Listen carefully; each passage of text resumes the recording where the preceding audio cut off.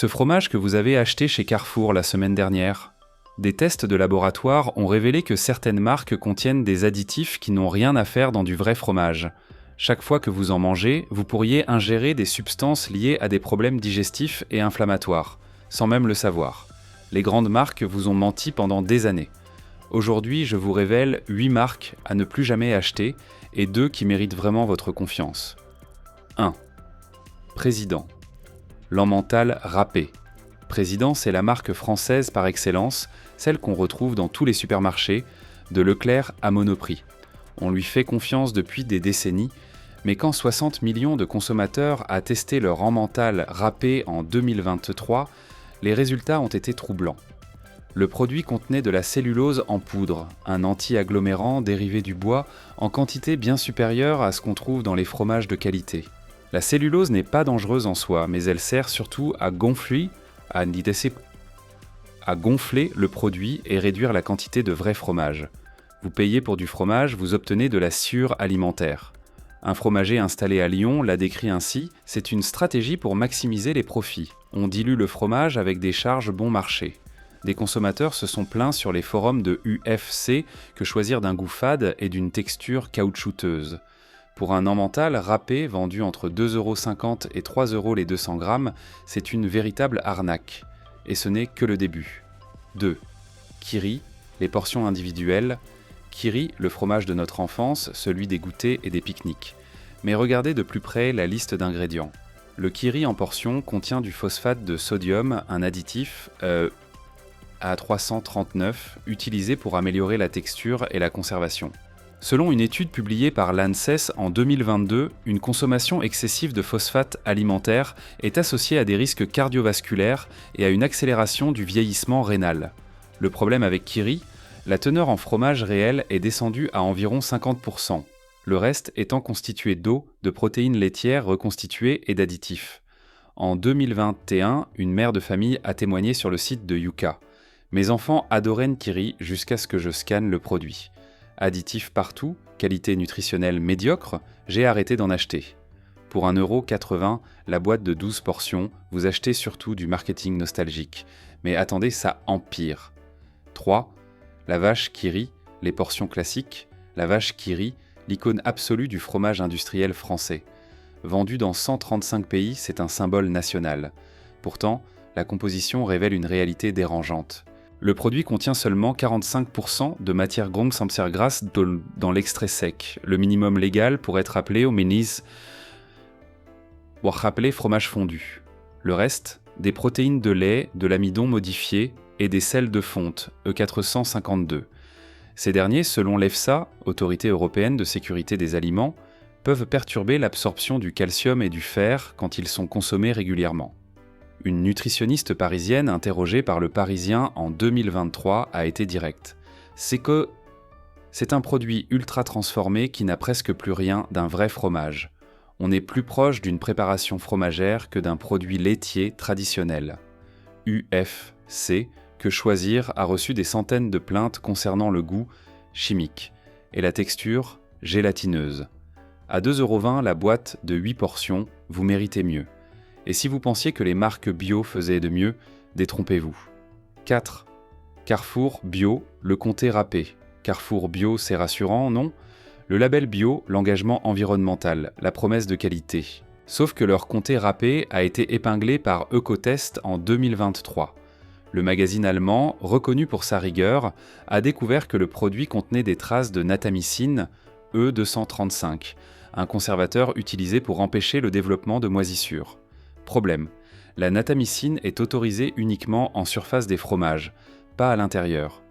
Sa présence dans du fromage râpé suggère que les croûtes traitées ont été râpées avec le fromage. L'EFSA recommande de limiter l'exposition à cet additif. Un producteur de comté AOP du Jura a réagi avec colère. Le vrai comté n'a besoin d'aucun conservateur. C'est un fromage qui se conserve naturellement. Utiliser de la natamycine, c'est tromper le consommateur. Sur les forums, des clients ont signalé un arrière-goût étrange. Vendu 3,50 € les 150 grammes, ce comté bio est une insulte au vrai comté artisanal. La question maintenant, les marques discount font-elles pire ? 5. Lidl, chaîne d'argent camembert. Lidl et son chêne d'argent, un camembert à moins de 2 € qui trône dans les rayons frais de toute la France. Trop beau pour être vrai ? Absolument. En 2022, une analyse menée par l'Institut national de l'origine et de la qualité, INAO, a révélé que ce camembert est fabriqué avec du lait pasteurisé ultra-filtré, une technique qui retire une grande partie de la flore naturelle du lait. Résultat, un fromage sans caractère, insipide, qui nécessite l'ajout de ferments standardisés et de chlorure de calcium pour obtenir une texture acceptable. Pire encore, des tests ont détecté des résidus d'antibiotiques vétérinaires dans certains lots, à des niveaux certes sous les limites réglementaires, mais suffisamment présents pour inquiéter. Un maître fromager normand a été cinglant. Ah, ce n'est pas du camembert, c'est une pâte molle sans âme. Le vrai camembert est vivant, il évolue. Celui-ci est mort à la naissance. Les avis en ligne parlent d'un goût plâtreux et d'une texture caoutchouteuse. À 1,79 € pièce, vous ne faites pas une affaire, vous gaspillez votre argent. Et attendez de voir ce que fait la concurrence. 6. Auchan Rochefort fromage à raclette. Le fromage à raclette Rochefort d'Auchan, vendu entre 8 € et 9 € le kilo, semble être une option raisonnable pour vos soirées d'hiver. Mais la vérité derrière l'étiquette est déconcertante. Selon une enquête de France Info en 2023, ce fromage a été fabriqué en Allemagne et non en Savoie comme l'emballage pourrait le suggérer. La législation permet cette ambiguïté tant que le produit ne porte pas d'appellation protégée. Plus préoccupant, le fromage contient des protéines laitières rajoutées et du lait en poudre réhydraté, ce qui dilue la qualité du fromage original. Des tests organoleptiques menés par Que Choisir ont révélé un manque total de fondant et un goût aigre après cuisson. Un restaurateur savoyard témoigne « J'ai essayé une fois pour réduire mes coûts. Mes clients ont immédiatement remarqué la différence. Le fromage ne fondait pas correctement et laissait une pellicule grasse dans la bouche. Sur les forums culinaires, les consommateurs rapportent des problèmes digestifs après consommation, possiblement liés aux additifs émulsifiants. Pour une vraie raclette, ce n'est clairement pas le choix. Mais le pire est encore à venir. 7. Système U, l'apéricube. Les apéricubes de Système U, ces petits cubes colorés parfaits pour l'apéro. Vendus autour de 2 € la boîte, ils semblent inoffensifs. Pourtant, la composition est alarmante. Le produit contient du carragénane E407, un épaississant extrait d'algues rouges. Selon plusieurs études publiées dans le Journal of Nutritional Biochemistry, le carragénane peut déclencher des inflammations intestinales et est suspecté d'aggraver les maladies inflammatoires chroniques de l'intestin. L'ANSES recommande de limiter son exposition. En plus, les apéricubes U contiennent du glutamate monosodique, E620OE1, pour rehausser le goût, un additif controversé lié à des maux de tête et des réactions allergiques chez certaines personnes. Une diététicienne de Bordeaux m'a confié « Ces produits sont conçus pour être addictifs. Le glutamate trompe votre cerveau en amplifiant artificiellement la saveur.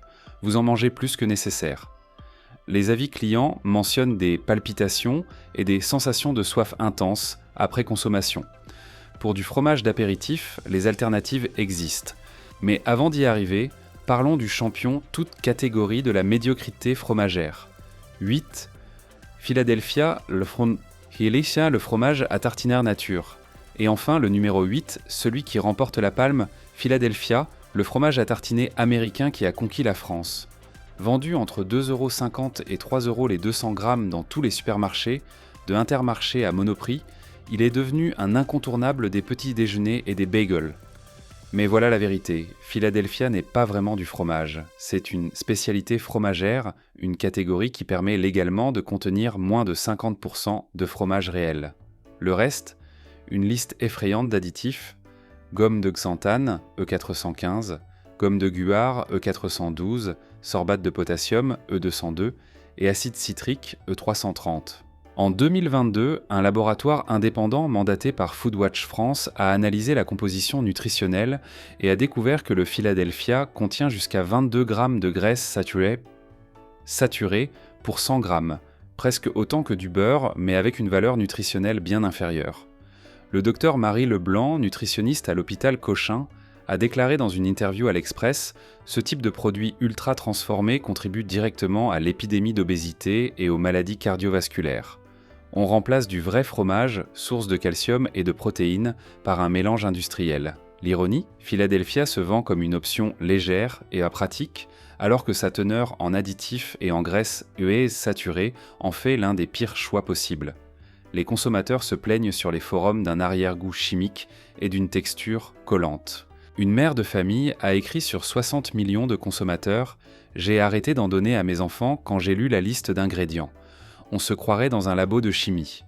Pour le même prix, vous pouvez trouver du vrai fromage frais fermier. » Philadelphia représente tout ce qui ne va pas dans l'industrie fromagère moderne.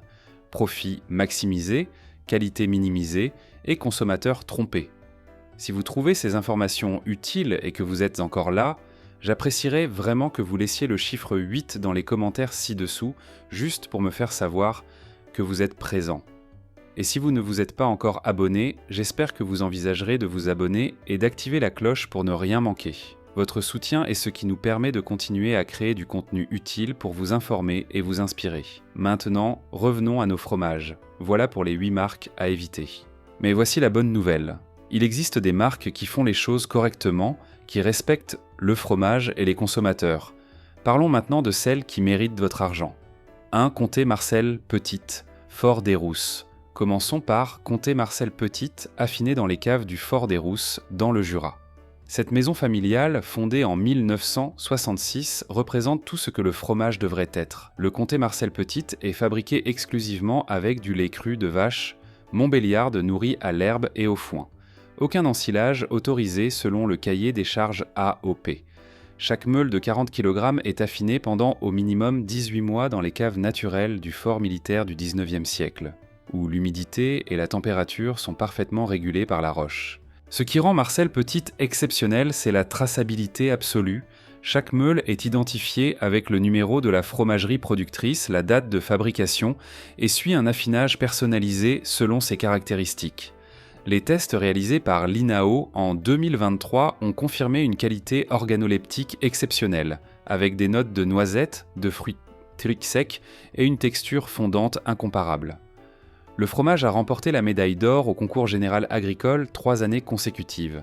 Jacques Hénard, meilleur ouvrier de France fromager, le décrit ainsi : « C'est l'un des rares comtés qui respecte encore la méthode traditionnelle de A à Z. Le goût est complexe, riche, vivant. C'est du vrai fromage. » Oui, comptez entre 24 € et 28 € le kilo chez les fromagers spécialisés ou à la fromagerie Hissada à Paris. Mais chaque bouchée justifie le prix.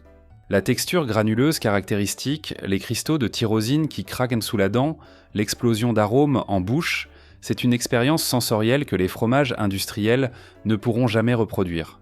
Marcel Petite prouve qu'un fromage peut être à la fois traditionnel et excellent. Mais pour le meilleur du meilleur, passons au numéro 2. 2. Roquefort Société, Vieux Berger, et enfin le summum du fromage français, Roquefort Société, et plus précisément leur cuvée Vieux Berger.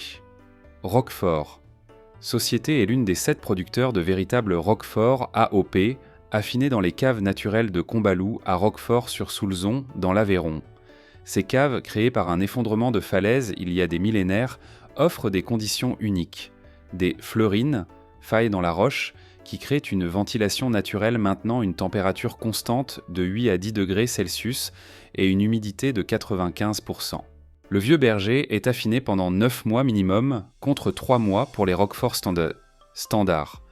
Fabriqué avec du lait cru de brebis Lacaune, il est ensemencé avec Penicillium roqueforti, le champignon bleu qui donne ses veines caractéristiques et ce goût puissant. Ce qui distingue le Vieux Berger ? Une texture crémeuse presque fondante, un équilibre parfait entre le piquant du bleu et la douceur du lait de brebis, et une persistance en bouche exceptionnelle. Les analyses microbiologiques de l'INARA confirment une diversité bactérienne riche, signe d'un fromage vivant et authentique. Le Vieux Berger a été sacré champion du monde des fromages bleus aux World Cheese Awards en 2020. Philippe Olivier, fromager raffineur basé à Boulogne-sur-Mer, en parle avec passion. Le Vieux Berger, c'est le Roquefort dans sa plus belle expression. Puissant mais équilibré, complexe mais accessible.